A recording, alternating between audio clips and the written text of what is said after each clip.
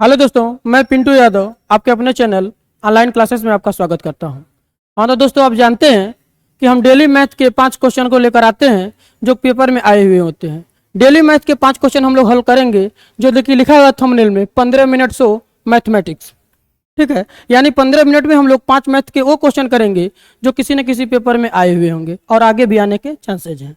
हाँ तो दोस्तों, देखते हैं 5 क्वेश्चन वो कौन से हैं। 5 क्वेश्चन को बहुत डिटेल समझेंगे, अच्छी तरीके से समझेंगे। चलिए देखते हैं क्या क्वेश्चन है।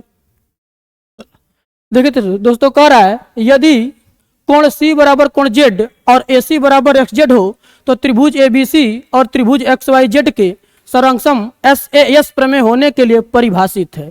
यानी ये कि कोई दो त्रिभुज है ABC और XYZ, वो उस त्रिभुज दोनों में SAS का मतलब साइड एंगल साइड, SAS की मतलब क्या होता है? Side angle side, side angle side, यानी कि भुजा कोण भुजा सर्वांग आप पढ़े होंगे 9th 10th क्लास में। भुजा कोण भुजा सर्वांग समता, यानी ये कि किसी एक त्रिभुज की दो भुजाएं एवं उनके बीच के संगत कोण दूसरे त्रिभुज की दो भुजाएं एवं उनके बीच के संगत कोण आपस में बराबर हों तो दोनों त्रिभुज आपस में सर्वांगसम होंगे। तो इसमें कह रहा है दो त्रिभुज बनाते हैं, त्रिभुज ABC सर्वांगसम है। सर्वांगसम का ये सिंबल होता है XYZ। इसमें दिया है कोण C बराबर कोण Z। आखिर देख रहे हैं कोण C की वैल्यू कोण Z के बराबर है, AC का मान XZ, यानी AC का मान XZ के बराबर है। तो अभी को बताया गया S से S, यानी त्रिभुज की दो भुजाएं और उनके संगत का कोण। तो संगत कोण में कौन आए हैं? कोण C और कोण Z। ये कोण C और कोण Z बने कहां से हैं? अगर ABC में देखा जाए तो AC और BC से बने हैं। XYZ में देखा जाए तो XZ और YZ से बने हुए हैं। यानी ये भुजा जब इसके बराबर है तो ये BC की भुजा इस YZ के बराबर हो जाएगी। तभी ये दो भुजा और इनके बीच के कोण, ये दूसरी त्रिभुज के दो भुजा और इनके बीच के कोण आपस में क्या होंगे? बराबर होंगे। तो कौन सी भुजा हो दोस्तों? BC बराबर YZ। ऑप्शन नंबर ए सही हो जाएगा। कौन सा सही होगा? Option number A. चलते हैं अगले क्वेश्चन की तरफ। यदि कास थीटा बराबर कड़ी में 3/2 है तो टेन स्क्वायर थीटा बराबर कास स्क्वायर थीटा का मान। यह भी क्वेश्चन आया है 14 जुलाई 2023 फर्स्ट शिफ्ट CGL के पेपर में आया था। यानी कि हमें मान दिया हुआ है, अब ध्यान दीजिए, इसको लगाते हैं। कास थीटा की वैल्यू कड़ी में 3/2 दिया है। यदि आपके पास कास थीटा बराबर कड़ी में 3/2 है तो आप बताइए कास कितने अंश का मान कड़ी में 3/2 होता है? कास 30 अंश का मान होता है। कितने अंश का मान होता है? कास 30 अंश। कास थीटा बराबर लिखेंगे कास 30, यानी कि डायरेक्ट थीटा बराबर हो जाएगा 30 अंश। थीटा बराबर कितना आएगा? थीटा। हमको मान कितना निकालना है? Ten square theta cos square theta. जब थीटा बराबर 30 है, यानी यहां निकालेंगे टेन स्क्वायर 30 इंटू के कास स्क्वायर 30। कितना हो जाएगा? कास स्क्वायर 30। टेन 30 अंश की वैल्यू होती है 1 कड़ी में 3। अब यहां से स्क्वायर करेंगे इंटू कास 30 अंश की वैल्यू कड़ी में 3/2 जो कि दिया था, इसका भी 2 बार क्या करेंगे? गुणा करेंगे। अब इसका 2 बार गुणा करेंगे तो 1/3 गुणे हो जाएगा 3/4। अब ये 3/4 होगा तो 3 से 3 ये कट जाएगा। 3 से 3 जब कट जाएगा तो आप यहां देख रहे हैं 1/4। ऑप्शन नंबर सी सही हो जाएगा। कौन सा सही होगा? Option number C, 1/4। अगले क्वेश्चन की तरफ चलते हैं। अगला क्वेश्चन है कितने समय में 4% वार्षिक ब्याज की दर से 10,000 रुपये पर उतना ही ब्याज प्राप्त होगा जितना कि 5% साधारण ब्याज की दर पर 4 वर्ष में रुपया 8,000 का होगा। कितने हजार का होगा? 8,000। यानी 10,000 रुपये का और 8,000 रुपये का दोनों का साधारण ब्याज बराबर है, दोनों का रेट और समय अलग अलग दिया हुआ है। तो 8,000 रुपये वाले पे या 10,000 वाले पे जो भी समय निकालना है उसको हमें निकालना है। तो अब दोस्तों जानते होंगे साधारण ब्याज का सूत्र क्या होता है? SI बराबर PRT/100। SI बराबर क्या होता है? PRT/100, यानी मूलधन गुणे दर गुणे समय बटा के 100। लेकिन यहाँ पे दो मूलधन दो दर दो समय है तो हम दोनों को मान लेते हैं।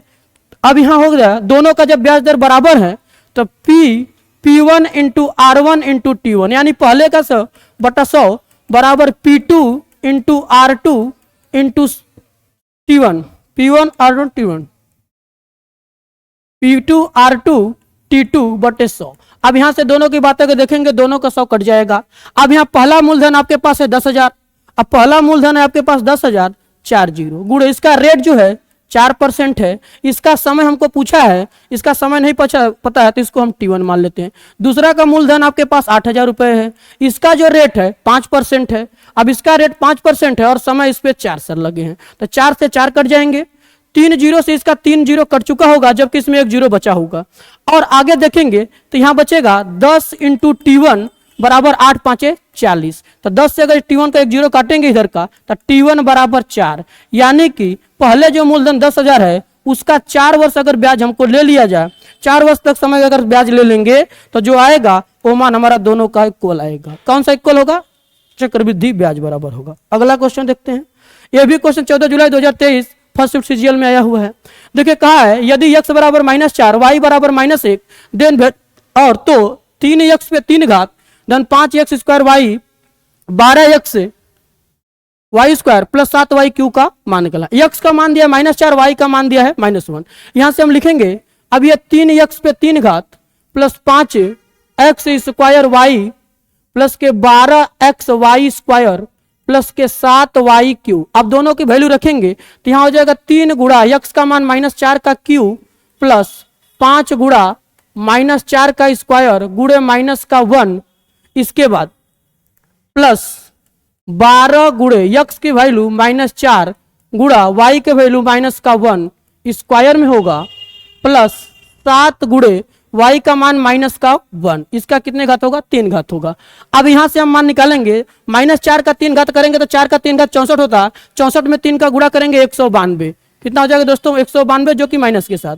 4 का 2 बार गुणा करेंगे माइनस के साथ प्लस हो जाएगा 16, 16 5 80, जबकि -1 इसमें क्या है मल्टीप्लाई करेगा तो माइनस का 80 आएगा।